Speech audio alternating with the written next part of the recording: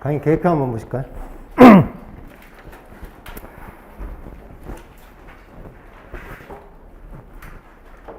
22번 시간이 주어졌고요. 시간은 6시 20분부터 7시 50분까지 90분 강의하고 30분 쉬고 8시 20분부터 9시 50분까지 또 90분 강의, 그렇게 두 번으로 이루어집니다. 교재는 국제법론하고 국제법 체계정리 못 받으신 분은 받아주시고, 그 다음에 국제법 체계정리는 지금 일반국제법 부분이고, 제가 1월, 2월을 지나고 3순환 때는 다시 나올 거예요. 뒤에 경제법 부분까지 보강돼서 나올 거고, 그렇게 되면 뭐 앞부분하고 뒷부분 따로 정리하셔도 되니까, 일단 일반 국제법 체계정리는 지금 나와 있는 거고, 그 다음에 3순환 시작하기 전에 국제경제법 부분까지 이제 나올 겁니다. 그 다음에 국제법 실전 연습은 오늘이 62회죠. 예비순환부터 지금까지 이어진 거고, 제 강의가 예비순환부터 3순환까지 뭐 어느 해 강의를 들었든 아무튼 기출문제는 다 다루도록 하겠습니다. 우리가 뭐 기본적으로 시험을 보러 가는데 기출문제에 대해서 충분하게 얘기할 그 정도의 스토리도 없으면서 여러분이 합격을 꿈꾼다는 것 자체가 조금은 모순된 일이죠. 그래서 기출문제에 대해서만큼은 적어도 한 문제도 빠짐없이 2002년 이후에 나온 것, 문제가 공개되기 시작한 게 2002년이에요. 그 다음에 이제 의미가 있다면 공개되기 전 문제도 전부 다 포함해서 살펴보도록 하겠습니다. 그 다음에 이제 논문하고 판례 자료는 나갈 거고요.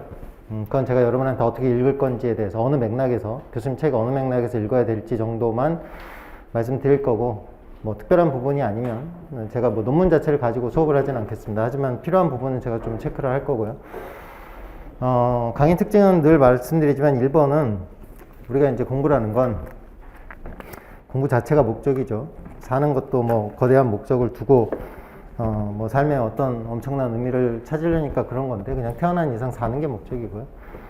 공부도 공부 자체가 목적입니다. 막 공부를 하면 여러분 뭐 출세를 하고 무슨 뭐 강남에 아파트를 사고 이런 게 아니고, 공부는 어떻게 보면 여러분 삶을 가장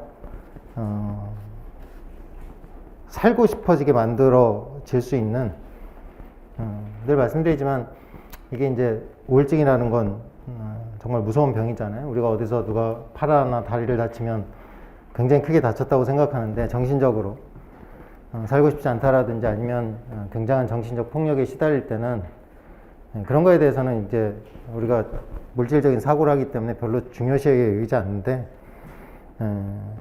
이게 늘 뭐 내가 어제보다 오늘이 조금이라도 나아졌다, 오늘이 살만하다, 내일이 조금 기대된다 라는 사람은 절대로 우울증에 걸리지 않아요. 죽지도 않고. 그러니까 이제 그런 면에서 보면 내가 어제보다 오늘 조금이라도 나아졌다 라는 느낌을 줄 수 있는 게 공부예요. 공부는 공부 자체가 목적이고요. 삶도 삶 자체가 목적입니다. 공부를 하다 보니까, 끊임없이 공부를 하다 보니까 여러분한테 외교관으로서 일할 기회도 주어지는 거고, 또 누군가한테 또 공감하고 누군가한테 도움을 줄 수 있는 자리에 갈 수도 있는 거고요. 그 다음에 이제 2번을 보면 기초란 쉬운 것이 아니라 중요한 겁니다. 늘 말씀드리지만 우리는 예비순환과 일순환을 통해서 기초를 익힌 거고요. 이제 뭐 이순환도 엄밀히 보면 기초지만 이제 이순환부터는 조금 응용으로 나가겠죠. 그래서 가장 중요한 주제라고 여겨지는 5부죠. 우리가 결국 전쟁과 평화, 전쟁 없는 평화로운 세상에 살고 싶어서 국제법을 공부를 하는 거니까.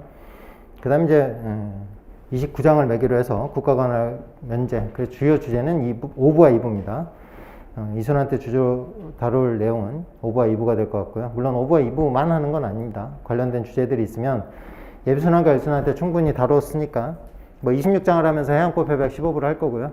환경법을 하면서 해양법 협약 12부도 할 거고, 그건 뭐 제가 허락되는 범위 내에서는 논리적으로 연결을 시켜보겠습니다. 그 다음에 이제 강의 계획 진도표를 한번 보시면 주어진 시간이 22번, 환경법 특강 3번 할애를 했고요. 환경법에 올해 시험 문제 나왔습니다. 작년 제가 3순환 때 첫 시간 3번 할애해서 특강을 했었는데, 그런데 이제 위치를 좀, 이건 뭐 해마다 제가 내년 어차피 여러분 시험 보시는 분들이니까 그런 걸 감안하지 않을 수 없어서 환경법 특강을 이 순환으로 빼긴 했는데 중요합니다. 이제 1번 해양수 오염 방출할 시간이 다가왔고요.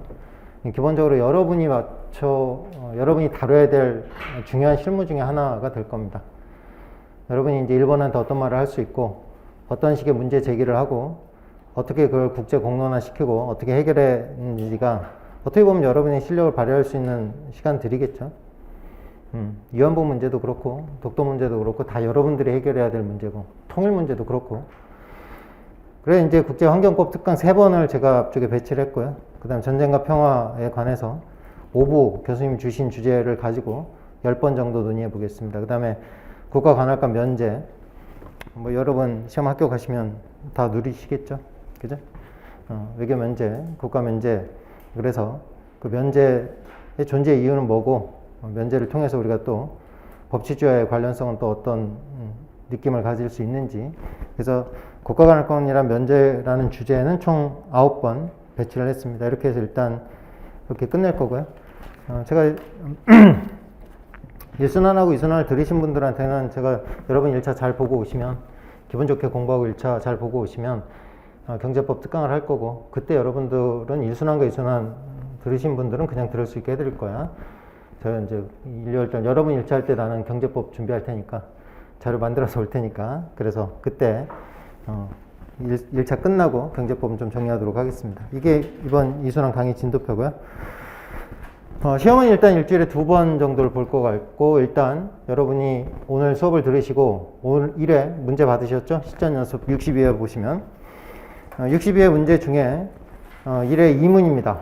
1회 2문 외모고시 2002년 40점 문제죠.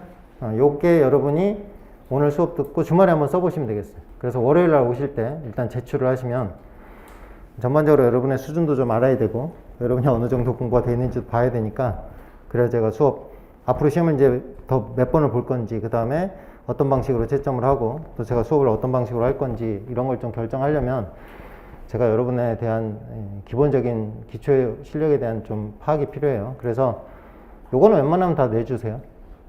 그래서 주말 동안에 쓰셔서 2순환 1회 2문입니다. 그래서 요건 40점으로 써내시면, 요건 웬만하면 제가 볼 테니까요. 2순환 1회 2문, 요거는 주말 동안 쓰셔서 오늘 금요일이죠. 토요일, 일요일 충분히 쓰시고 월요일 날 오실 때 요 2문, 1회 2문 갖고 오시면 되겠습니다. 그래서 이건 제출을 좀 해주시고, 그리고 나서 시험은 지금은 일주일에 2번 볼 예정인데 이거 보고 여러분 진짜 미친 듯이 잘 썼다 그러면 매일 볼 수도 있고, 그건 제가 알아서 조절해 보도록 하죠. 일단 이걸로 여러분 한번 실력을 보겠습니다. 자, 우리가 이제 배울 주제는 24장 한번 펴보시면 국제환경법입니다. 국제환경법은 놓여져 있는 위치가, 국제환경법 놓여져 있는 위치가 4부죠. 교수님께서 이제 4부 안에 가둬뒀다라는 제가 표현을 많이 쓰는데, 이게 이 4부의 제목은 국가의 관할 영역입니다. 1순환 때 열심히 하셨죠. 국가가 이제 관할인데, 뭐 탈도 많고 말도 많은 주권, sovereignty. 자, 주권이죠. 그럼 이제 이 주권은 좀 정적인 개념이라고 했죠. 주권을 정적인 개념으로 우리가 개념 지어보면, 주권이라는 건 대내적으로는 최고권을 의미합니다.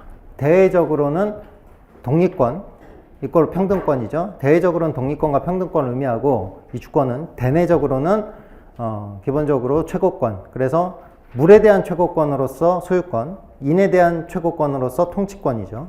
이 기본적으로 이제 주권에 대한 개념이야.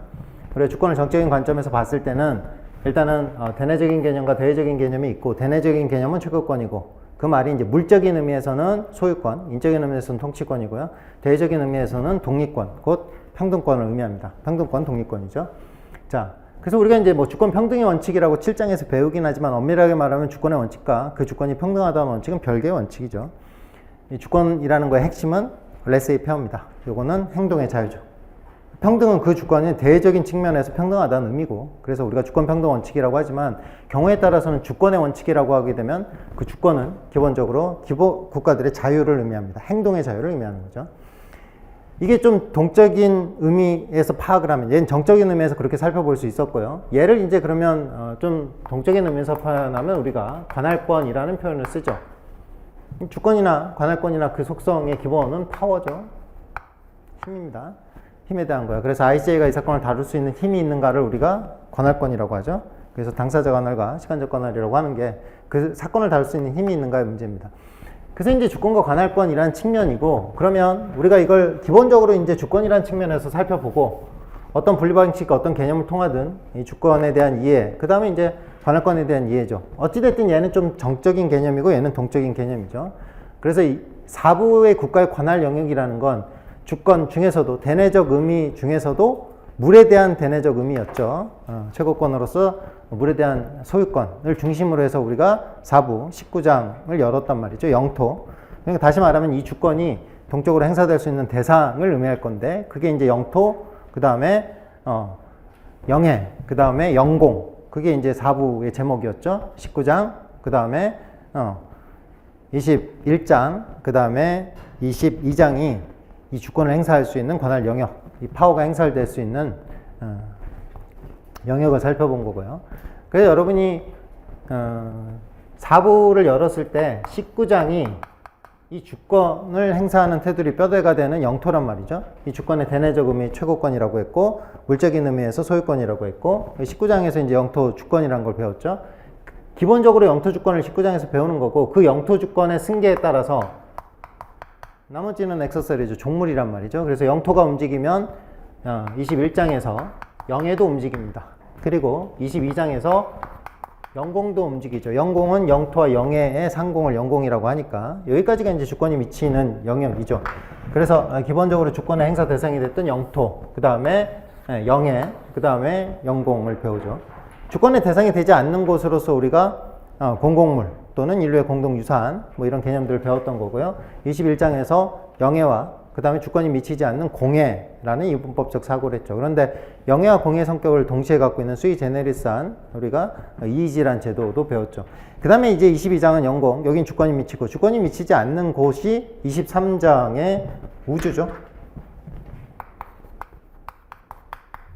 그래서 이제 전체적으로 4부 뭐 배웠냐 그러면 영토하고 공공물, 인류 공동유산, 그 다음에 영해와 공해, 그 다음에 영공과 우주 배운 거예요. 그렇게 하면 이제 4부의 스토리인 거고, 4부 전체적으로 하면 이렇게 해서 23장에서 끝나야 되는데 교수님 책에 24장이 붙어 있단 말이지. 그러니까 이 24장은 지금 보니까 다시 말하면 관할의 대상이 아니야. 주권의 행사, 힘을 갖고 있고 자연에 대해서 우리가 그러면 환경에 대해서 관할의 대상의 측면에서 그래서 그렇게 접근하지 않는다라는 게 지금 24장 처음에 농화자 1번 의의죠. 그죠? 그래서 보니까 여러분 이제 체계정리 좀 펴주시고, 체계정리는 153페이지입니다. 항상 24장 전체적인 목차를 볼 거고요. 오늘은 이제 농화자 1번부터 농화자 4번까지 한번 살펴보죠. 1220페이지를 보니까 교과서 체계정리 옆에 펴놓으시고, 국제환경법의 의의입니다. 위에서 두 번째 줄에 보시면 환경이란 무엇인가 색깔펜으로 밑줄 그어보시고, 네 번째 줄에 이유의 한 준칙 체크하시고, 그죠? 그 다음에 네 줄 내려와서 유럽 심의에서 채택된 루가노 협약 체크해 보시고, 그런데 이게 이제 환경에 대한 정의예요. 우리가 환경이란 무엇인가 라는 게 필요하고, 우리가 영토란 무엇인가, 뭐 영해란 무엇인가, 영공이란 무엇인가 다 배운단 말이죠. 그런데 이제 요거를 4부의 관점에서 보면 교수님께서 이제 파워라는 연결로 해서, 그죠? 주권과 관할이 파워로 연결되어 있단 말이죠. 그러면 4부가 우리가 영토 19장에서, 그리고 그 영토에 대한 주권이 승계되면 영의 주권과 영공 주권이 승계되기 때문에 승계는 20장에서 배운 거야. 근데 거칠게 보면 전체적으로 우리가 4부는 영토와 사실은 비영토를 배운 거고요. 그 다음에 이제 영해와 공해를 배운 거고, 그 다음 영공과 우주를 배운 거죠. 그게 이제 기본적으로 우리가 4부의 내용입니다. 그런데 왜 교수님이 4부에 24장을 넣어놨냐라고 했더니, 국제환경법, 환경이란 무엇인가? 이 질문에 대한 답을 일단 정의 내려야 될 텐데, 답이 필요할 텐데, 이유의 한 준칙은 이런 식으로 정의하고 있습니다. 관계죠. 그 다음에 루가노 협약도 부분적으로 환경을 관계의 측면에서 정의하고 있다라는 거죠. 상호작용이라는 표현도 있습니다. 밑에 세 번째 줄. 자, 이 같은 데피니션에 의하면 법의 역할 체크해 보시고, 사람과 물건의 지위를 규율하는 전통적 기능. 그건 여기서 충분히 봤어요. 19장부터 23장까지는 그 역할을 봤단 말이죠. 그런데 이제 24장에서는 그것이 아니라 본질적으로 관계에 관심을 두는 것으로 이행해야 된다. 이것이 환경법의 본질이자 어려움입니다. 그리고 환경법의 이 같은 어려움은 특히 가장 임팩트 있게 나타나는 주제가 환경영향평가 절차입니다. 1221페이지죠. 두 번째 문단. 전통국제법은 타국가의 주권적 권리는 존중되어야 한다. 밑줄 한번 그어보시죠. 타국가의 주권적 권리는 존중되어야 한다. 규칙의 색깔펜으로 밑줄 그어보시면. 그래서 일단 우리가 국제환경법의 의의를 보니까 지금 첫 번째 문단에서 교수님께서 일단 이 환경법이란 뭐냐, 사부의 관점에서 보면 여기서 여기까지를 기본적으로 우리가 배운 내용은 뭐냐면 영예의 지위. 여러분 시험 문제가 그래서 제가 여러분 시험장에 갔는데 시험지를 폈는데 만약에 여러분 뭐 브리타 일본말이긴 한데 그죠? 예상하지 못했던 문제가 나왔다. 뭐 지구정지 궤도가 나왔다. 그래도 이 맥락에 있다라는 걸 알아달라고 했어. 그러니까 여러분이 소치해안 제소를 시험 문제에서 만난다. 그죠? 그리고 뭐 넌 울트라 페티타 원칙을 만났다. 마인테리 골드 원칙을 만났다. 승부는 어디서 나냐면 여러분이 그게 ICJ의 파워, 당사자 관할이란 파트에서 여러분이 정리하고 있는 내용이라는 걸 아는 순간 50%는 먹고 들어오는 거야. 꽈락은 피한 거지. 그러니까 기본적으로 여러분이 지금 이게 어느 맥락에서 우리가 공부를 했고 말했지만 지구정지 궤도가 나온다고 무서워할 필요는 없고 이 맥락에서 공부했으면 우리가 4부에서 공부했던 주제죠. 지구정지 궤도에 대해서 국가들이 가질 수 있는 권리, 지구정지 궤도에 대해서 국가들이 그죠? 지구정지 궤도를 이용하면서 지켜야 될 의무, 그렇게 답안지는 이루어질 거야. 그렇게 되면 기본적으로 여러분이 기본 이상은 하는 거란 말이야. 그게 기초고. 그래서 이제 1220페이지에 보시는 것처럼 밑에 세 번째 줄에 사람과 물건의 지위를 규정한다. 그래서 여러분 뭐 배운 거냐면 21장에서 저랑 배타적 경제 수역 법적 지위 배운 거야. 대륙붕 법적 지위 배운 거고. 그죠? 경계획정이라는 논점을 빼면 다 법적 지위 배운 거라고. 연안국은 그 대륙붕에서 뭘 할 수 있고 제3국은 남의 나라 대륙붕에서 뭘 할 수 있는지 이의지에서 해양 과학조사를 하면 연안국은 어떤 권리와 의무를 갖고 제3국은 어떤 권리와 의무를 갖는지 이런 것들을 배운 거란 말이지. 그러니까 어떤 시험 문제가 나와도 여기서 여기까지는 기본적으로 여러분 시험 문제에 갔는데 이의지가 나왔다. 이의지의 법적지를 시험 문제에서 물어본 거겠죠. 그러니까 뭐 지구정지 궤도가 나왔다. 다시 한번 말씀드리지만 지구정지 궤도를 둘러싼 국가들의 권리 의무 관계란 말이죠. 그게 여러분 지금 1220페이지에 말하는 밑에서 세 번째 줄 법의 역할이란 말이죠. 사람과 물건의 지위를 기울하는 전통적 기능, 그건 충분히 배웠고, 그런데 여러분이 지금 배우려고 하는 이순환에서 세 번의 특강을 통해서 우리가 공부하려는 국제환경법은 본질적으로 매우 어렵습니다. 왜냐하면 지금 보는 것처럼 얘는 이때까지 여러분이 사용했던 툴이 아니라 새로운 툴을 요구합니다. 그게 뭐냐면 이건 관계에 대한 문제죠. 우리가 생태계라는 표현에서 바이오스피어라는 표현에 잘 알 수 있는 것처럼 요거는 이제 우리가 환경과 어떤 관계를 맺어야 되는가의 문제죠. 환경의 법적 지위가 아니에요. 우리가 환경에 대해서 그죠? 어떤 권리 의무를 갖는가의 문제가 아니고 기본적으로는 본질적으로는 환경과 어떤 관계를 맺어야 되는가의 문제고, 그러면 그게 이제 1220페이지 맨 아랫줄에 환경 영향 평가 절차에서 우리가 잘 알 수 있다라는 거죠. 그런데 1220페이지 위에서 두 번째 줄 환경이란 무엇인가라는 질문에 답하다 보면 1221페이지에 이건 관계를 다루는 학문이기 때문에 1221페이지 첫 번째 줄에 보니까 천연자원과 이를 구성하는 요소 간의 상호작용, 그것까지 좋아요. 그런데 문화재, 그 다음에 미적 가치까지가 포함될 수 있다는 거죠.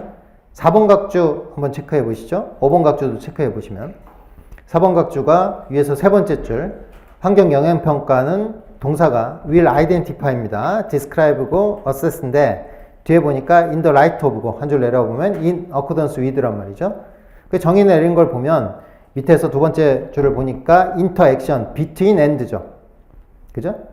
그 다음에 마지막 material asset 뿐만 아니라 cultural heritage까지 포함한단 말이죠. 5번 각주를 보시면 두 번째 줄에 include예요. 환경이 이런 것까지 포함을 할 수 있단 말이죠. 그렇게 되면 어떤 문제가 생기냐면 여러분이 봤을 때 우리가 환경법에서 국제환경법이 결국은 뭐까지 다뤄야 되는 거냐면 지금 신림동에 나가보세요. 제가 유럽에 가면 뭔가 좀 따뜻한 느낌을 느끼는 이유는 일단 유럽은 천장이 높죠. 그리고 옛날 건물들이라, 그리고 뭐 거기는 고등학교를 지을 때도 100년 후에 학생들의 졸업식을 생각하고 짓는 나라들이니까 그게 자랑이란 말이야. 100년, 200년, 그죠? 우리나라는 일단 20년, 30년 되면 재개발, 그 다음 땅값, 그죠? 부동산 값 올라가야 되니까. 그러니까 이제, 목숨 걸고 그지? 빨간 띠 두르고 이제 재개발 하고 있는데 거긴 그게 아니야. 우리는 100년, 200년이 됐다는 게 자랑이고. 그래서 간판도 뭐 밖에 나가보시면 알겠지만 외국에 웬만하면 이렇게 그죠? 네온사인 찬란한 데가 별로 없어요. 유럽은 그냥 다 손으로 글 써서 그죠? 건물에 간판을 밖으로 이렇게 툭 튀어나게 달지도 못했다고. 근데 그것도 국제환경법의 주제냐는 거지. 여러분이 지금 1220페이지에서 환경이란 무엇인가에 대한 답에 따라서 지금 우리가 그것도 우리가 어떤 환경 속에서 살아갈 건가의 문제니까 내가 눈 뜨고 그죠? 여러분 뭐 스위스에서 건강으로 먹고 사는 나라인데 공사를 하겠냐고. 여러분 스위스 호텔에서 그죠? 아무리 싼 모텔에서 묵고 있어도 다음날 아침에 일어났을 때 앞에서 먼지 날리고 공사 안 하는데 대한민국 그죠? 뭐 별 5개 제일 좋은 호텔도 일어나 보면 앞에서 공사하고 있고 그죠? 뒤에서 뭐 때려 부수고 있고. 신림동 저 그죠? 강의가 15년째인데 그죠? 제가 이 서울대학교 앞에 저 공사는 언제 끝나는 거야? 저거 언제 끝나는 거냐고 도대체. 그지? 학생들 다니면서 그 먼지 다 마셔야 되는 거고 우리가 가진 게 제일 소중한 게 환경이고 시간이고 이런 것들인데 그런 가치는 없어. 내 아들이 4년 동안 다니면서 어떤 먼지를 마시는지도 관심이 없지. 그 학교가 나와서 취직이 잘 되는지 그지? 학교에서 뭘 가르치는지도 관심이 없고. 자, 그래서 뭐 학교가 이제 뭐 취업 사관학교도 아닌데 그죠? 취업률 높은 게 대학의 자랑은 아니잖아요. 그럼 교양은 뭐하러 만들어? 그죠? 그렇게 자기들이 싫어하는 전문대학으로 가면 되는 서울대학교 전문대학으로 바꾸면 되지. 취직률 100%로 하면 되는 거고. 그래서 여러분 1220페이지에서 우리가 이제 환경이란 무엇인가? 국제환경법에 의해서 가장 중요한 건 기본적으로 얘가 왜 24장에서 이제 단독적으로 다뤄져야 되는가의 문제란 말이죠. 근데 1221페이지에 이제 두 번째 문단 잘 보세요. 전통국제법은 타국가의 주권적 권리는 존중되어야 된다는 기본 원칙. 다시 한번 말씀드리지만 타국가의 주권적 권리는 존중되어야 된다. 이게 기본 원칙이란 말이죠. 그 맥락에서 지금 보는 것처럼 가장 중요한 말이 나옵니다. 타국의 환경을 침해하는 것을 금지하였을 뿐 환경 자체를 보호하진 않았습니다. 타국의 환경하고 환경 자체 두 개 체크하시죠. 그래서 우리는 두 개의 케이스를 만나게 됩니다. 아일랜드 오브 팔마스 케이스 체크하시고 맨 아랫줄 트레일 스멜터 케이스. 그래서 트레일 스멜터 케이스는 환경법 판례 맞습니다. 맞는데 국제환경법에서 환경 그 자체를 보호하기 위한 판례는 아니에요. 다시 말하면 이게 타국의 환경을 보호하기 위한 판례란 말이죠. 그러니까 제가 말씀드렸던 것처럼 지금 중국이 엄청난 그죠? 떨어지면 정말 재앙이 될 원자력 추진 인공위성을 쏜다. 그때 우리가 중국하고 협상을 할 때 충분히 뭘로 얘기를 할 수 있냐면 지금 이 아일랜드 오브 팔마스 케이스라든지 트레일 스멜터 케이스의 차원에서 논의할 수 있어요. 그 말은 네가 그 인공위성을 쐈다가 나중에 서울에 떨어지면 어떡할 건데 라는 측면에서 여러분은 대한민국 외교관으로 중국의 인공위성의 발사에 대해서 여러분이 클레임을 걸 수 있단 말이죠.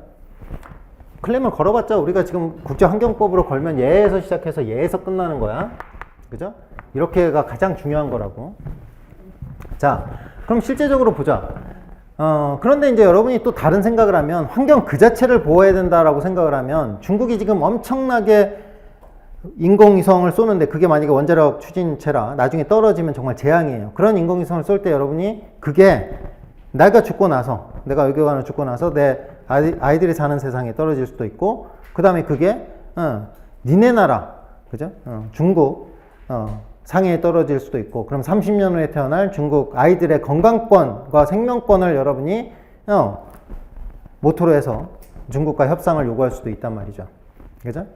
이게 여러분 4년 전인가 나왔던 기출문제야. 중국의 미세먼지에 대해서 이제 우리가 협력 의무를 요구할 때 어떤 차원에서 요구할 수 있는지를 물어봤는데 제가 말씀드린 것처럼 여러분이 한국의 환경이 침해당했다는 이유로 그건 14장의 관점일 거라고. 그런데 환경 그 자체가 침해당하고 그렇게 되면 우리가 살아가는 데 있어서 이제 나중에 니네 나라 그죠? 중국 상해 30년 후에 태어날 아이들의 생명권을 가지고도 여러분이 협상을 할 거란 말이죠. 중국 외교관 입장에서는 좀 황당하겠죠. 그죠? 뭐 한국의 환경을 얘기하는 외교관이 많이 만나봤겠지만 심지어 니네 나라 그죠? 상해 30년에 태어날 아이들의 생명권까지 얘기하는. 근데 여러분 2차 세계대전을 경험하고 UDHL이나 ICCPR이나 ICESCR을 만났던 여러분 선조들이 딱 그 관점에서 그 협약들을 만들었어. 그죠? UDHL이 자신들이 살아가 있는 세상에서 그지? 예. 자기 아이들의 권리들을 보호하기 위해서 만든 협약이 아니라 2차 세계대전 후에 50년, 60년 후에 동북아시아에서, 그죠? 어디서, 그죠? 100년 후에 동북아시아, 뭐 한국, 저 포항, 무슨 뭐 어촌 마을 끝자락에서 태어나는 아이들의 인권까지를 고려해서 UDHR이 만들어진 거란 말이지. 기본적으로 국제환경법의 의의를 우리가 지금 보면 1221페이지에서 전통국제법은 타국가의 주권적 권리는 존중되어야 된다. 그래서 타국의 환경을 침해하는 것을 금지하였을 뿐 환경 자체를 보호하지는 못했습니다. 그게 이제 아일랜드 오브 파마스 케이스고 트레일 스멜터 케이스죠. 그래서 제가 8번 각주에서 트레일 스멜터 케이스에서 제일 중요한 걸 얘기하라 그러면 밑에 세 번째 줄 when부터 evidence까지 밑줄 그어보시고, 그죠? 우리 경민이가 8번 각주 밑에 세 번째 줄 읽어보시면 When the cases of serious consequence and the injuries established by clear and convincing evidence. 그쵸? serious란 표현, 그 다음 가장 중요한 건 clear하고 convincing한 evidence란 말이죠. 그죠? 이거 없이는 기본적으로, 이건 14장의 관점이라서, 그래서 이 트레일 스멜터 케이스는 얘가 없이는 지금 보는 것처럼 손해배상을 요구할 수 없다라는 거죠. 자, 이게 기본적으로 1221페이지에서 여러분이 두 번째 문단에서 교수님께서 환경법에 의해서 얘기하고 있는 내용입니다. 1222페이지를 와보니까 첫 번째 문단 밑에서 다섯 번째 줄, 요컨대 전통국제법 하에서는 환경의 보호가 그 자체로서 추구된 것이 아님이 명백합니다. 그죠? 그래서 환경을 손상시킬 자유, 그러니까 한국이 4대강을 해서 한국의 환경을 손해시키고, 그래서 한국의 아이들이 오히려, 그죠? 아토피에 시달리고, 뭐, 불면증에 시달리는 거, 그건 괜찮다라는 거죠.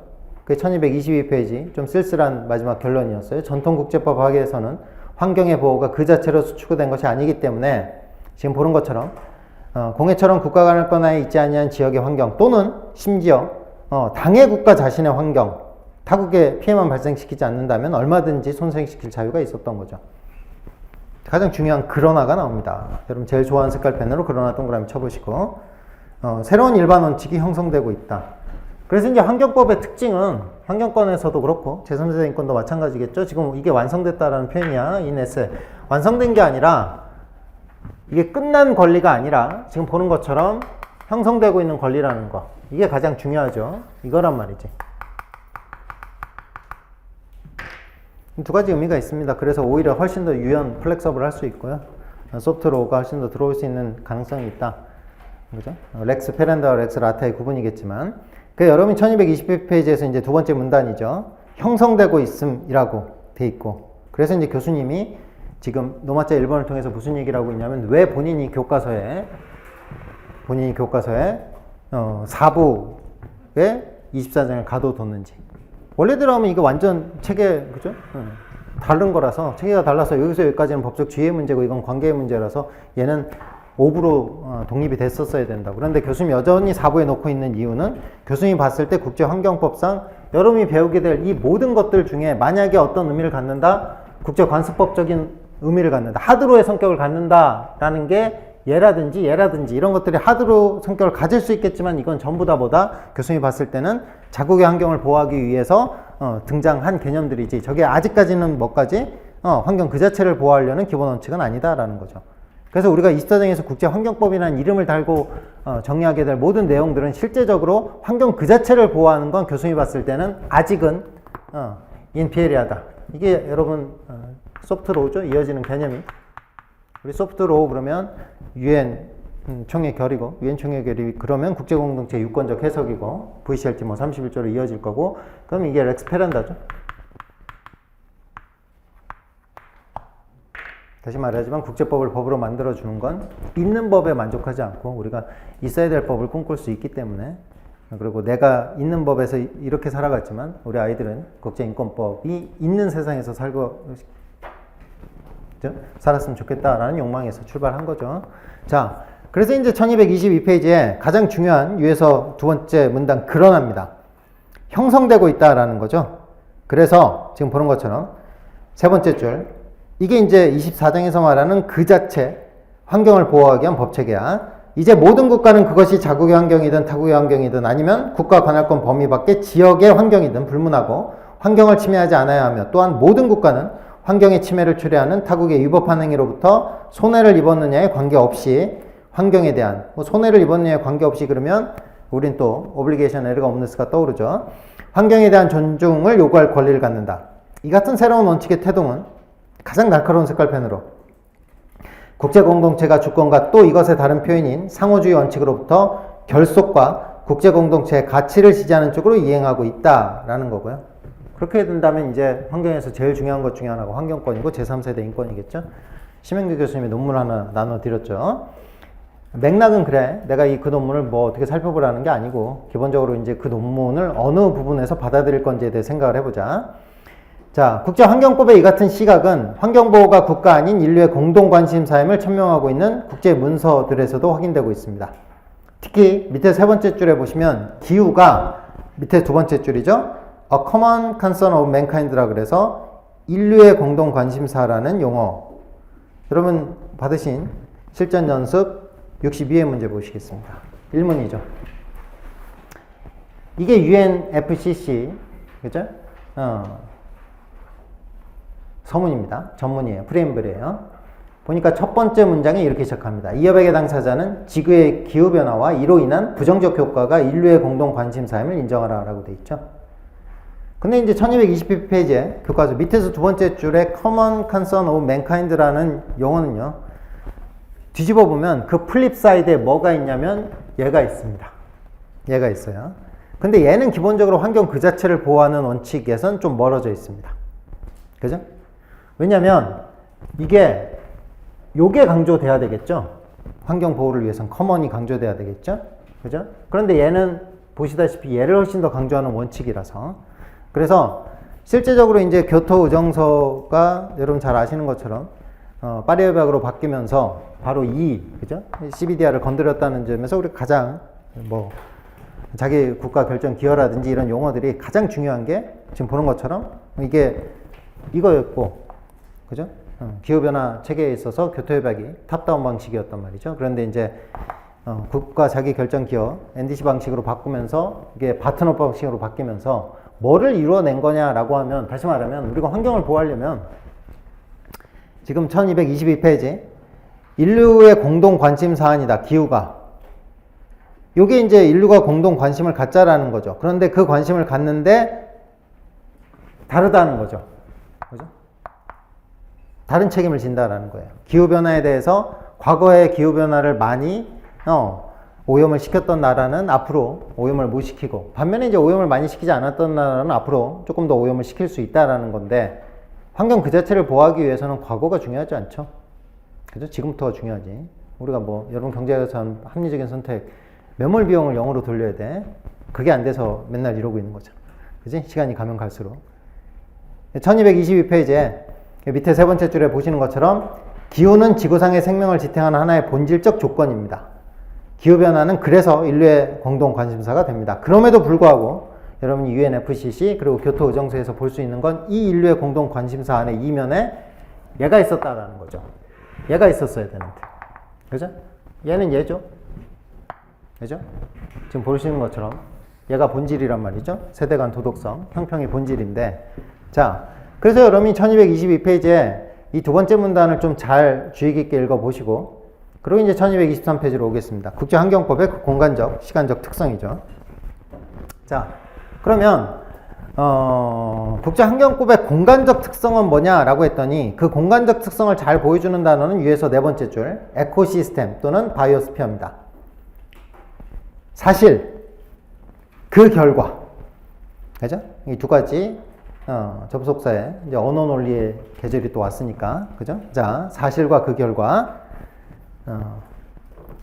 가장 날카로운 색깔펜으로 일정 제한된 수준 이상에서는 환경 문제는 국제화되기 마련이고 국제법이 국내법에 부과하는 규범에 의하여 해결되지 않을 수 없다. 이렇게 되어 있습니다. 이게 이제 국제환경법에 지금 보는 것처럼 공간적 특성입니다. 제일 중요한 게. 그죠? 환경은 국경선을 모른다는 거죠. 그래서 그 결과 일정 제한된 수준 이상에서 환경 문제는 반드시 국제화될 수밖에 없고 국제법이 국내법에 부과하는 규범에 의해서 해결되지 않을 수 없습니다. 환경권이 1세대, 2세대 인권을 넘어서 제3세대 인권이어야 하는 이유이기도 하죠. 1223페이지에 두 번째 문단. 물론 국경선을 초안하는 문제라 하더라도 좀 더 동질적인 지역적 내지 소지역적 차원 체크해 보시고, 그리고 첫 번째 문단 밑에 두 번째 줄 전 지구적 차원 체크해 보시면, 그래서 여러분이 유엔 해양법 협약도 12부를 피면 해양환경의 보호죠. 제가 유엔 해양법 협약 12부는 7부 2절과 9부를 알아. 7부 2절은 기본적으로 컨서베이션하고 매니지먼트야. 거긴 아껴 쓰자라는 거고, 12부는 해양 환경에 손대지 말자. 프리저베이션하고 프로텍션이야. 그래서 이제 해양 환경 보호를 하면 전 지구적 차원에서 접근하는 게 중요하겠지만, 여러분이 펴보시면 지역적 내지 소지역적 차원에서의 협력을 매우 중요시 여긴단 말이죠. 지금 제가 공간적 특성을 얘기 드리고 있어. 자, 보자. 우리가 노마자 1번에서 의의를 받고, 저기서 여러분이 중요했던 건 아무튼 우리가 왜 24장을 4부에서 배우는지. 그죠? 이게 의의야. 의에서. 그리고 판례를 두 개 기억하신다 그러면 팔마스 케이스하고 트레일 스멜터 케이스인데, 트레일 스멜터 케이스는 제가 뭘 기억하라고 했냐면, 실제적으로 환경 그 자체를 침해시켰다는 이유로 미국이 캐나다한테, 그죠? 민간 재련소에서 연기로서 환경 그 자체를 침해시켰다라고 했으면 아마 이게 그 판례의 주요 주제였을 거라고. 그죠? 근데 그게 아니었어. 그들은 어디로 끌고 간 거야? 일로 끌고 간 거지. 그래서 이게 그 주제가 돼버린 거란 말이야. 그래서 실제적으로 그러면 농작물에 피해를 입었으니까, 그죠? 캐나다의 민간 재련소가 오염을 시켜서, 연기로 오염을 시켜서 미국의 농작물이 피해를 입었으니까 미국이 이걸 추구한 게 아니라 이렇게 너랑 나랑 캐나다하고 미국하고 협력해서 미래 세대 아이들이 그런 연기로부터 자유롭게 하기 위해서 우리가 지금 예방조치, 사전주의적 조치를 취하자가 그 트레일 스멜터 케이스의 분쟁의 주제가 아니었다니까. 분쟁의 주제는 아까도 말한 것처럼 네가 민간 재련소에 상당한 주유물을 다하지 않아서, 여기서 말하는 상당한 주유물은 규속이 아니라 일차무야. 상당한 주유물을 다하지 않아서 그래서 어떻게 하겠다라는 거예요? 내가 너한테 국가 책임을 묻겠다. 국가 책임의 내용도 풀 레퍼레이션을 묻겠다. 그래서 이제 손해배상을 내놔라라는 거죠. 우리 미국 농민들이 괴로워했으니까 거기에 대한 손해배상을 받겠다. 그러면 여러분이 넘어서야 될 환경법에 있어서 가장 중요한 1221페이지에 8번 뭐가 필요하냐면 클리어하고 컨빈싱한 에버던스가 필요하죠. 사실 불가능이야. 여러분 시험 문제에 나왔던, 제가 2회, 3회에서 다루겠지만, 그죠? 환경법 그치 문제 다 다룰 겁니다. 그런데 기본적으로 여러분이 미세먼지에 대해서 이 관점으로 들어가면 이 조치를 취하기 위해서 협력하자, 이거 가능해. 중국하고 얘기해 볼 수 있다고. 그런데 니네 미세먼지 때문에 우리나라 서울에서 폐병, 폐암 환자들이 발생했다. 그 돈 물어내라 라는 관점으로 접근하면 여러분 뭐 제시해야 되냐면 컨빈싱하고 지금 보는 것처럼 이 에버던스 내놔야 된다고. 가능할 것 같아? 중국의 먼지가 와서 우리나라 공장들이 뿜는 먼지는 어떻게 할 것이며, 그리고 그게 또 중국에서 왔는지 러시아에서 왔는지 일본에서 온 먼지는 여러분이 어떻게 구분할 거며. 응? 그게 여럿이 모였다고 다자적 조건이고 둘이 모였다고 양자적 조건이 아니고, 다자적 조건과 양자적 조건이라는 건 그렇게 하는 게 아니고, 기본적으로 말씀드렸던 것처럼, 근데 우리가 다시 말해 중국한테 무슨 얘기를 하고 싶으면, 이 얘기를 하고 싶으면 협력하자는 얘기는 가능하다니까.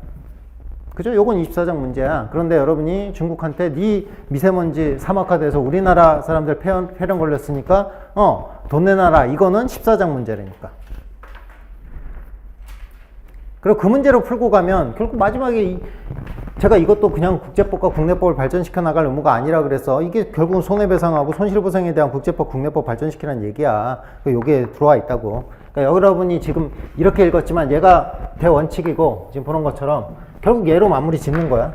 교수님께서 그래서 교과서에서 일반 원칙의 협력 의무에서 시작해서 사실 여기서 끝났다고. 얘가 얘보다 훨씬 더 진보한 개념이죠. 입증책임이 전환까지 가능하니까.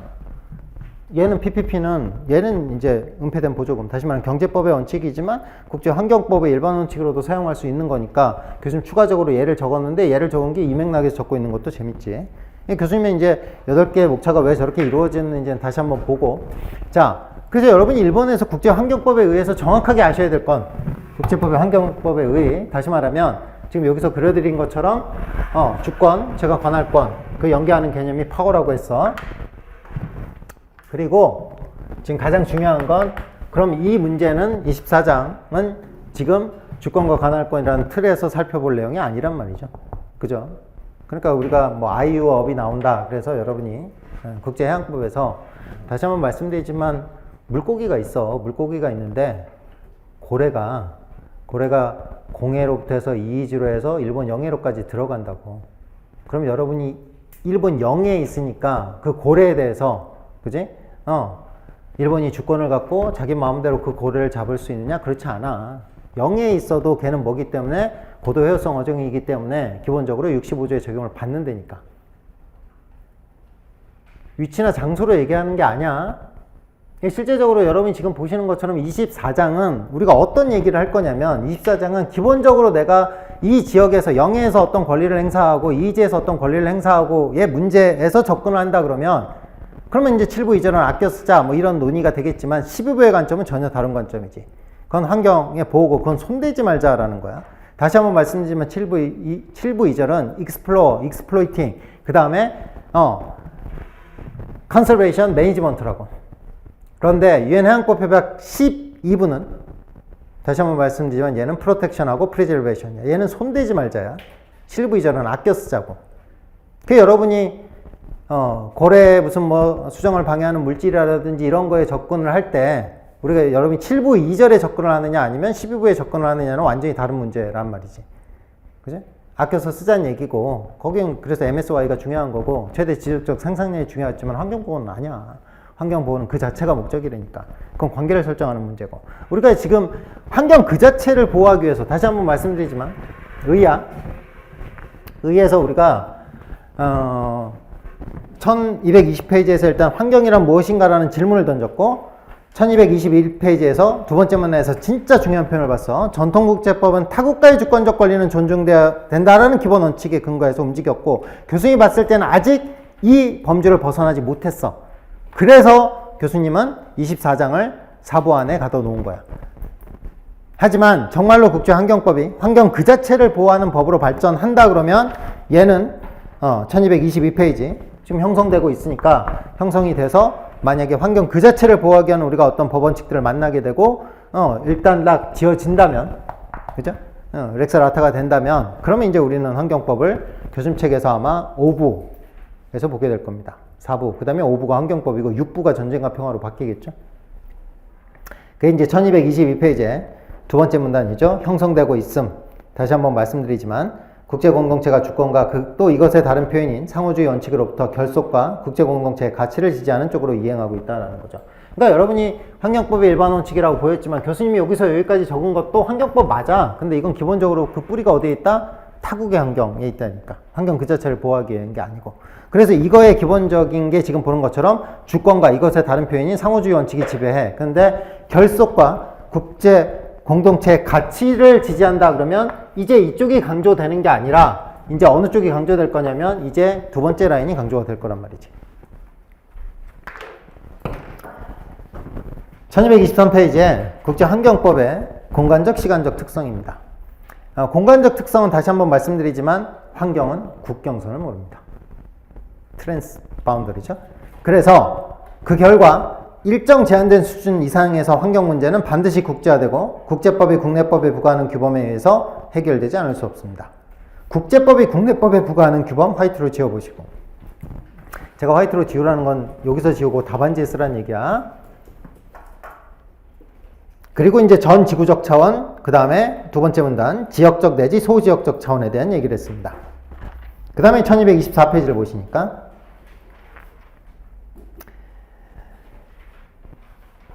자, 공간적 특성 얘기했어. 지금 공간적 특성. 두 번째. 자, 시간적 공간적 특성에서 우리가 지금 공간적 특성을 먼저 얘기했어. 쩌려나? 공간적 특성이 뭐라고? 그렇지. 쟤는 뭘 모른다? 국경선을 모른다라는 거죠.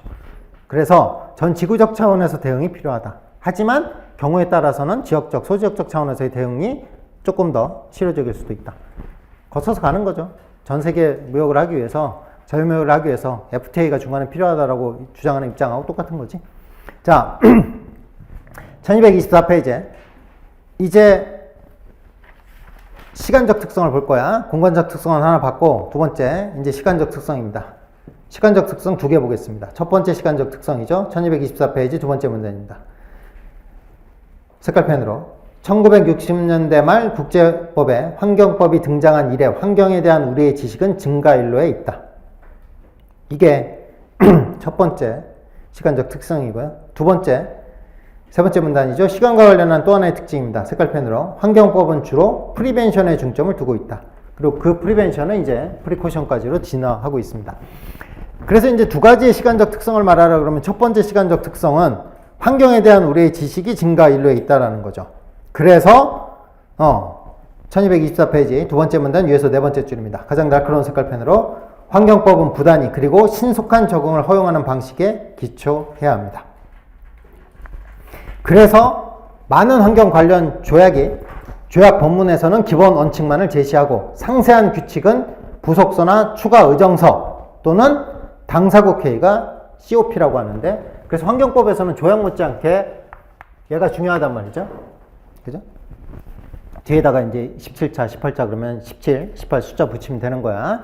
자, 그래서 이제 그 유명한 표현이죠. 1224페이지 두 번째 문단 밑에서 세 번째 줄. 그 영어로 소린이가 한번 해볼까?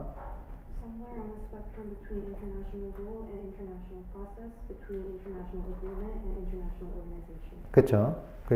제가 여러분 답안지를 보면 이런 용어들을 써주시면 저야 고맙지 말씀드렸지만, 그리고 내가 이제 표현하고 싶은 게 있을 때 우리가 결국 우리의 생각의 한계는 우리가 가진 언어의 한계야. 그죠? 그러니까 환경법의 공간적 특성을 설명하라 라고 했을 때 공간적 특성이 국경선을 모르잖아요. 그런데 답안지에 쓰는 건 1223페이지에 일정 제한된 수준 이상에서 환경 문제는 국제화되고 국제법이 국내법에 부과하는 규범에 의해서 해결되지 않을 수 없다. 이게 여러분이 공간적 특성을 답안지에 적은 거라고. 시간적 특성을 적으라 그러면 1224페이지에 그래서 국제 환경 조약들은 대부분 어떻게 된다? 국제규칙과 국제절차의 중간 내지는 국제협정과 국제기구의 중간 어딘가에 속하게 된다. 왜? 신속하게, 부단하게 적응하기 위해서. 여러분 지금 실전연습 62의 1문이죠? 이게 UNFCC예요. UNFCC는 그 UNFCC에서 F가 프레임워크야. 그죠? UNFCC에서 이게 기후변화협약인데 그 F가 프레임워크라고. 그러니까 이거 국제연합 기본협약 살펴봐봐야 별 내용 없어. 그럼 실제로 기후변화에 대해서 뭐다? 지켜야 될 국가들에게 떨어뜨리는 의무, 법적 의무는 어디 나오냐면 교토의정서에 나왔던 거야. 그리고 그게 파리협약으로 바뀐 거라고. 그죠? 교토의정서 시절에 시험 문제 2번, 그 다음에 파리협약으로 바뀌고 올해 1번, 그렇게 총 3번 나온 거죠. 1224페이지에 시간과 관련된 또 하나의 특징입니다. 환경법은 주로 예방 방지에 중점을 두고 있다라는 거죠. 그죠? 그래서 6줄 내려보시면 모니터링 체크해 보시고, 그죠? 그리고 피해를 교정한다라는 거죠. 모니터링과 교정입니다. 제가 여기에 3개를 적고 요건 하나의 색깔을 다른 걸로 적었죠. 그죠? 얘가 지금 지구적 차원에서의 예방적 모니터링 좋은 말 다 들어가 있네. 그죠? 얘도 들어가 있고, 그지? 다 모니터링도 들어가 있고. 자, 그 다음에 이제 1225페이지 와보시면, 그래서 위에서 세 번째 줄, 국가들은 사법 절차를 피하고 1차적으로 감시 감독 절차에 의존하는 경향이 있다. 이렇게 돼 있네요. 그러니까 이쪽 라인을 타게 되면 여러분이 지금 보는 것처럼 분쟁의 평화적 해결 의무로 끝나게 되겠지만, 이쪽 라인을 타게 되면 얘로 끝나게 될 거야. 얘까지 추가적으로, 그죠? 도움을 받을 거고. 1225페이지 두 번째 문단입니다. 환경보전의 필요성과 목적. 색깔펜으로 밑줄 그어보시고. 어디 있다고? 현재보다는 미래에 있습니다. 1000번 정도 읽어주시죠. 다시 한번 말씀드리지만 얘보다는, 그죠? 얘보다는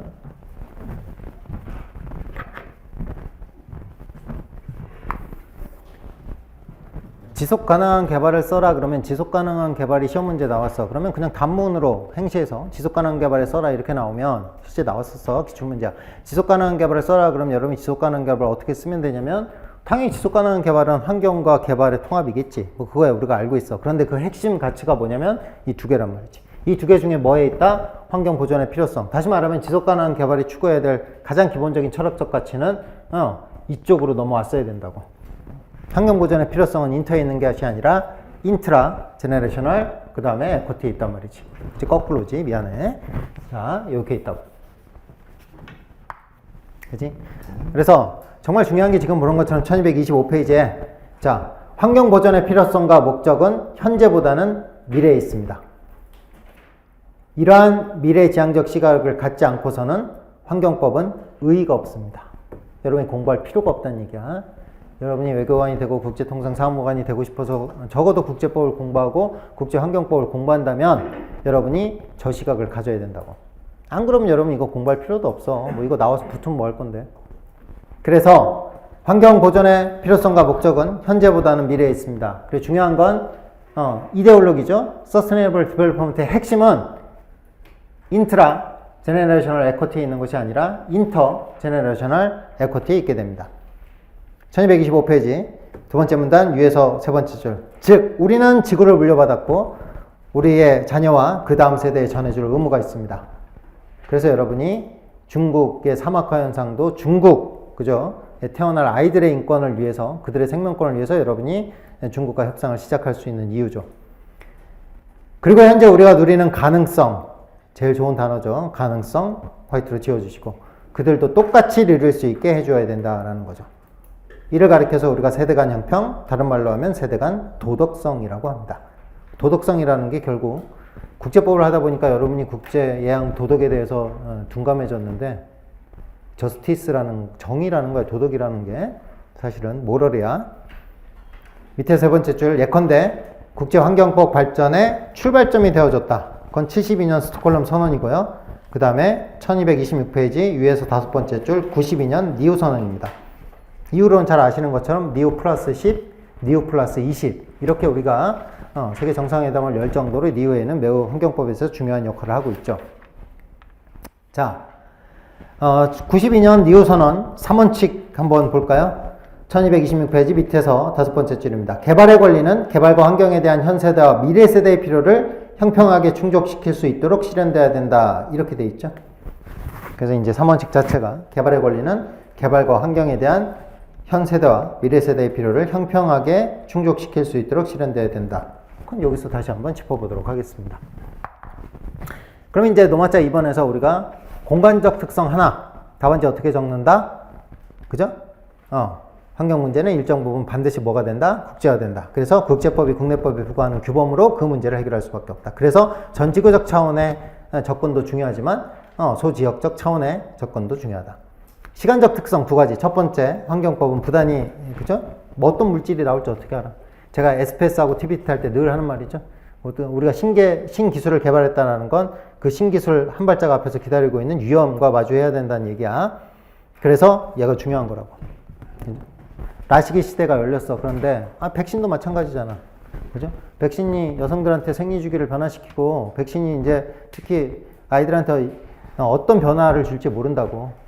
그죠? 라식 굉장히 신기술이지. 못 보던 사람이 이제 안경 없이 세상을 보는 것처럼 보였지만 30년 후에 눈이 멀어버리면 무슨 소용이 있냐고. 30년 후에 눈이 멀지 안 멀지 어떻게 알아? 그럼 여러분 자식 시킬 거야? 아니잖아. 여러분한테 뭐가 필요해? 눈이 멀지 않는다는 확신이 필요하다고. 그 얘기한 게 얘야. 이게 현칙이라고. 여기서 일로 진보됐다는 게 그 얘기라고. 그 입증 책임 전환된 거야. 그래서 라식이 불안전하다는 게 입증돼야 되는 게 아니고 라식이 안전하다는 게 입증돼야 된다. 그게 이거라고. 그 가치 하나 갖고 싸웠던 게 이시 호르몬 케이스였던 거고. SPS 협정 2조 1항이 그 맥락에서 태어난 거야. SPS 협정 2조 1항이 SPS 협정 5조 7항과 만났을 때 여러분이 2조 1항을 뭘로 서준주의 원칙에 의해서 입증 책임이 전환된 걸로 읽어 주셔야 된다고. SPS 조치는 국가에게 취할 권리가 있는 것이지. 그지? 원칙에 대한 예외가 아니라고. 1224페이지에 자, 두 번째 그죠? 환경시간법적 특징이야. 프리벤션. 그리고 이건 우리가 이제 여기까지 어떻게 가는지도 한번 보도록 하겠습니다. 1225페이지에 다시 한번 말씀드리지만 환경보전의 필요성과 목적 얘하고 연결해서 이데올로기하고 연결해서 이거 확실히 기억해 두시고 여기에 있지 여기에 있지 않습니다. 그죠? 그렇게 된다 그러면 교토의정서가 가지고 있는 치명적인 약점이죠. 그죠? 아까도 말씀드린 것처럼 얘죠. 뭘 추구했다? 얘를 추구한 거란 말이죠.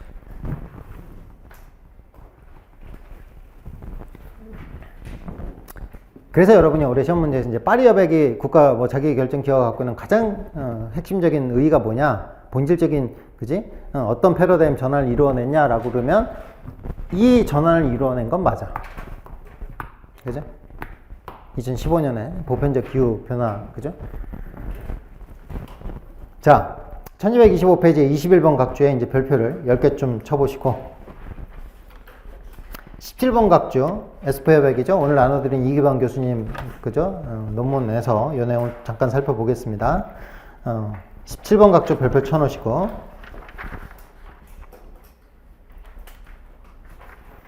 그 다음에 이제 1222페이지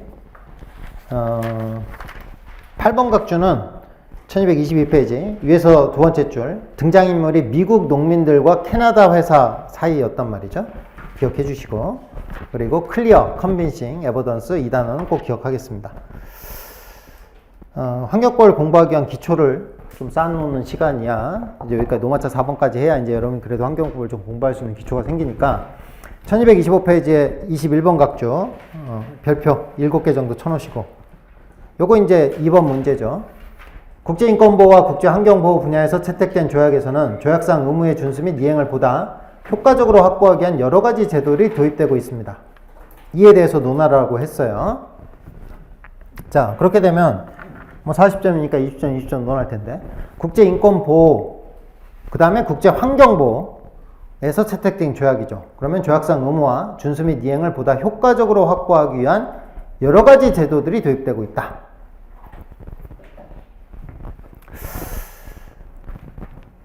뭐 크게 보면 두 가지 라인일 테니까 이 문제 만약에 답을 한다 그러면 자, 인권하고 그 다음에 환경이겠죠. 결국은 이행 메커니즘에 대한 얘기인데 어떤 협약을 맺고 그 협약을 우리가 implementation, compliance, 그 다음에 enforcement겠지. 자, 조약의 의무의 준수 및 이행을 보다 효과적으로 확보하기 위한 여러 가지 제도들이 도입되고 있습니다. 이에 대해서 논하시오. 제가 답안 특강을 하다 그런 문제를 내봤어요. 전쟁 범죄 없는 세상에서 살고 싶냐? 전쟁 범죄가 반복되는 그치? 이 현실에서 다시는 우리가 전쟁 범죄를 경험하지 않기 위한 대안을 한번 찾아봐라 했더니 그죠? 주구장창 여러분이 적으신 건 ICC 보충성의 원칙. 좋아, 내가 보충성의 원칙 강조했으니까 그렇겠지. 그것도 고마운 일인데 전쟁 범죄 없는 세상에서 살고 싶으면 전쟁이 일어났을 때 전쟁을 일으킨 자들만 처벌하면 여러분은 정말 전쟁 범죄가 없는 세상에 살 수 있다고 생각하는 거야? 사실 나는 그거는 좀 더 큰 차원에서 사실 침략 범죄 얘기를 원했어. 유스 에드벨룸의 문제를 얘기를 했다고. 아니, 전쟁을 일으키는 자체를 막아야 우리가 전쟁 범죄 없는 세상에 살 거 아니야. 여러분이 이게 환경 조약을 맺었어. 그 조약을 잘 지킨다라고 했을 때 그 조약을 위반하면 그죠? 강력히 우리가 국가 책임을 물을 수 있는 절차를 가지고 있다.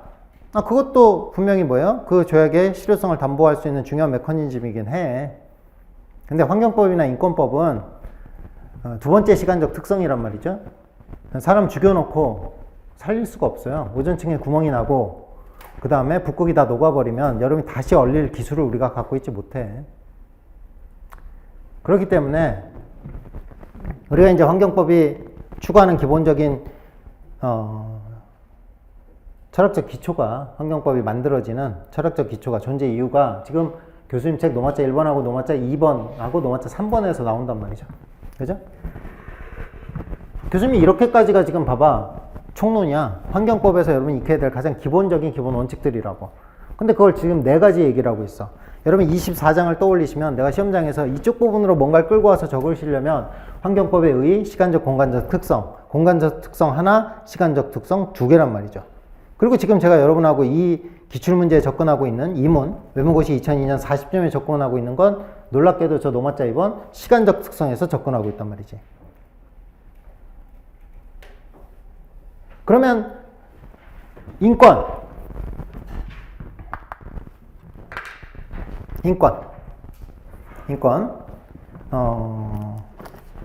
17장이죠? 870페이지 보시면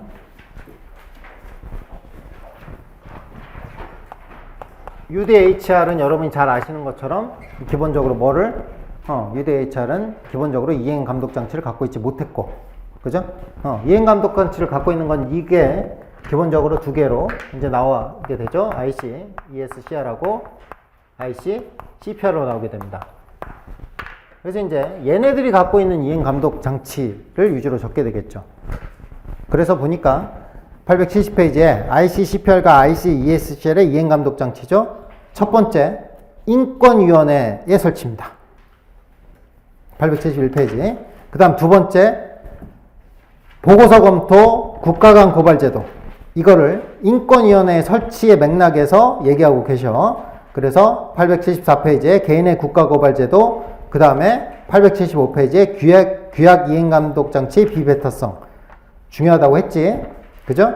이게 시민적 정치적 권리규약의 이행감독장치야. 그 다음에 이제 876페이지에 경제적 문화적 권리규약의 이행감독장치입니다. 여기에는 뭐가 하나 더 들어가 있냐면 877페이지 위에 세 번째 줄 inquiry, procedure, 사실 심사 절차가 더 들어가 있죠. 자, 그래서 이제 이 부분을 가지고 여러분이 뭐 20점을 적을 거야. 그럼 환경은 17장과는 달리 우리가 17장은 체계 정리를 한번 펴보시죠. 17장. 자, 17장은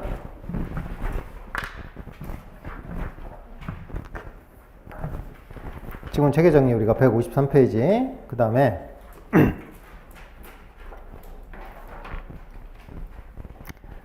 3부 끝자락에 있습니다. 3부는 잘 아시는 것처럼 국가 책임과 그 다음에 개인의 지위로 이루어져 있죠.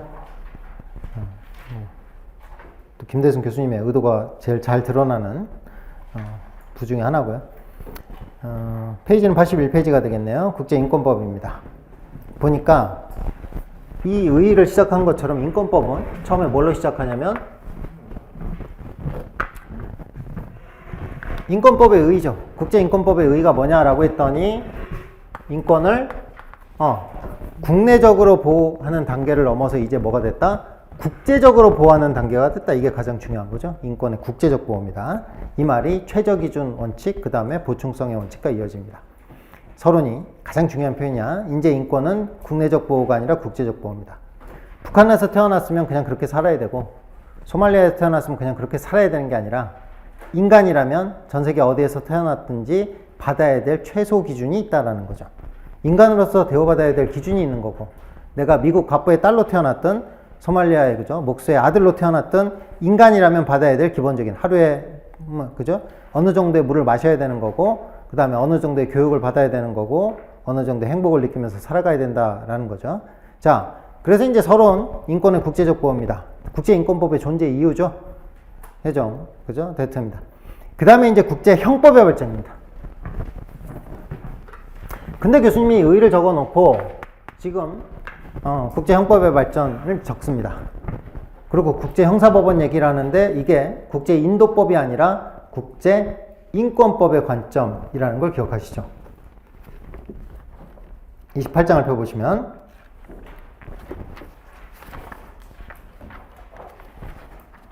국제인도법과 국제인권법의 관계가 나옵니다. 그게 1537페이지죠. 보니까 밑에 두 번째 줄 국제인도법과 인권법은 1537페이지예요.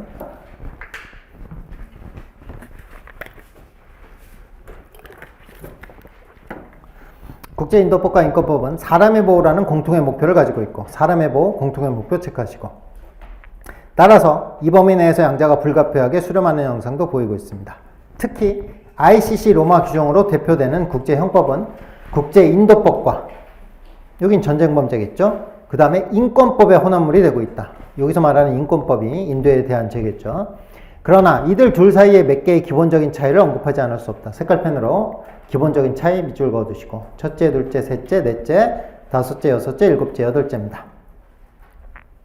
자, 이 중에서 셋째를 보시니까 가장 날카로운 펜으로 인권법이 개인의 권리를 창설하고 확대하는 방향에서 전개되어 나오고 있는데 반해 국제인도법은 무력 사용에 있어 국가의 재량을 제한하는 방향에서 발전되어 오고 있습니다. 그죠? 그래서 인권법은 일련의 권리로 구체화되어 있는데 인도법은 일련의 의무로 공식화되어 있습니다.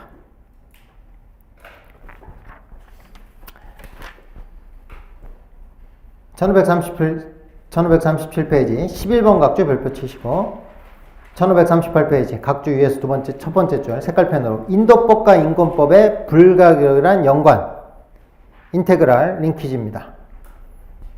1000번 정도 읽어보세요. 28장에서 나오는 가장 중요한 그죠? 문장이고 28장을 이해하는 생 기초가 만들어지는 제일 중요한 문장입니다. 그 다음에 12번 각주 별표 치시고 무력 충돌 시 생명권 박탈입니다. 그 다음에 16번 각주를 보시면 인권법과 국제인도법의 상관관계입니다. 좀 더 11번 각주에서 조금 더 논의가 필요하면 16번 각주를 따라가 보시면 될 것 같고요. 그 다음 17번 각주 별표 치시고 이 얘기도 100번 이상 읽어보겠습니다. 그래서 가장 중요한 각주로서 일단 11번 그 다음에 17번 각주 국제인도법과 인권법의 관계, 뭐 28장 어려워요 이런 소리 하지 말고 이런 거 읽어보시고 제가 읽어보라는 숫자들을 읽어봤는데 그래도 어려우면 그죠? 그러면 덜 읽으면 돼.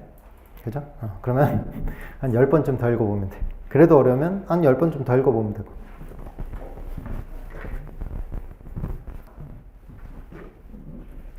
대부분 여러분이 어렵다고 하는 건 어려운 게 아니라 낯선 거예요. 여러분이 익숙하지 않아서. 그죠? 한두 번 읽고. 그지? 여러분 뭐 고등학교 때 인생 그렇게 살았어? 여러분 고등학교 때 무슨 뭐 그죠? 미적분 다 풀었고 확률 같은 게도 막 다 풀었어? 보면 한 번만에?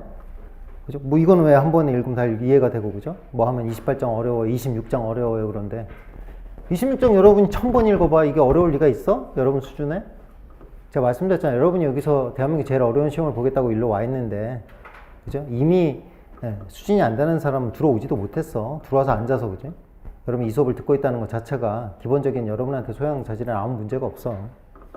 그치? 어려운 것도 아니고 낯선 거고 그죠? 1000번을 읽었는데도 이해가 안 간다고? 그럼 2000번 읽지 뭐. 2000번 읽어도 이해 안 가면 3000번 읽으면 되는 거고. 그러다 보면 언제 그죠? 외교관 돼 있고 좋은 그지? 존재만으로도 위로가 되는 외교관이 돼 있겠지. 자, 다시 돌아와서 그래서 여러분이 지금 제가 실제 시험장에서 만났다 치자. 그래서 이제 실전 연습 62회 2문입니다. 외무고시 2002년 문제처럼 이렇게 기출문제가 만났어. 그러면 여러분이 이에 대해서 논하게 될 텐데 거기에 대해서 논하는 내용은 1225페이지죠. 다시 21번 각주야.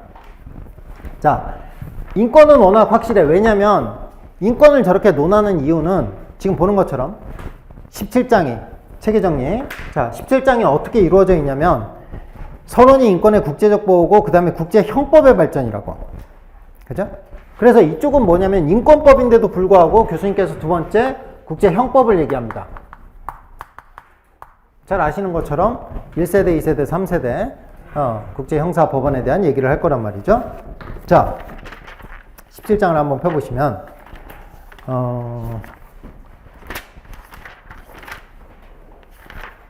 17장에서 1순환을 들으셨던 분들은 복습하는 거고요. 안 들으셨던 분들은 그죠? 언젠가 공부했던 거를 복습하는 거겠지. 아니 뭐 2순환인데 여러분이 지금 뭐 저도 황준현 선생님처럼 해봐? 그죠? 지금 예비순환 아닙니다. 자, 848페이지를 보시면 국제형법의 발전이고요.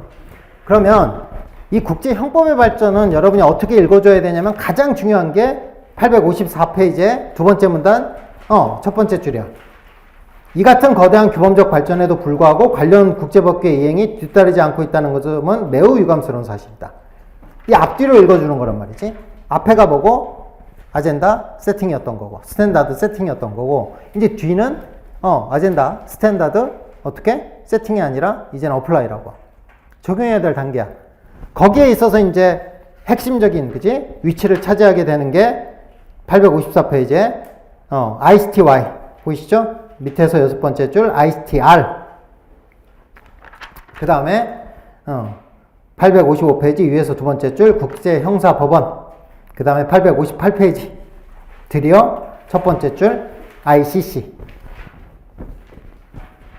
그리고 이제 856페이지 두 번째 줄이죠. 2000년대에 들어와서는 세 가지 기억해. 물적 관할권, 재판소의 인적 구성, 적용구범에 있어서 국제적 요소와 국내적 요소가 혼합되어 있어서 믹스트, 하이브리드라고 불리는 국제화된 형사재판소가 나옵니다. 그래서 결론적으로 보면 1860페이지에 밑에서 네 번째 줄 1세대, 2세대, 3세대죠. 그리고 가장 중요한 단어는 새로운 경고의 모델이란 말이죠. 자, 그래서 이제 인권협약의 준수와 관련해서 쉬었다 하죠.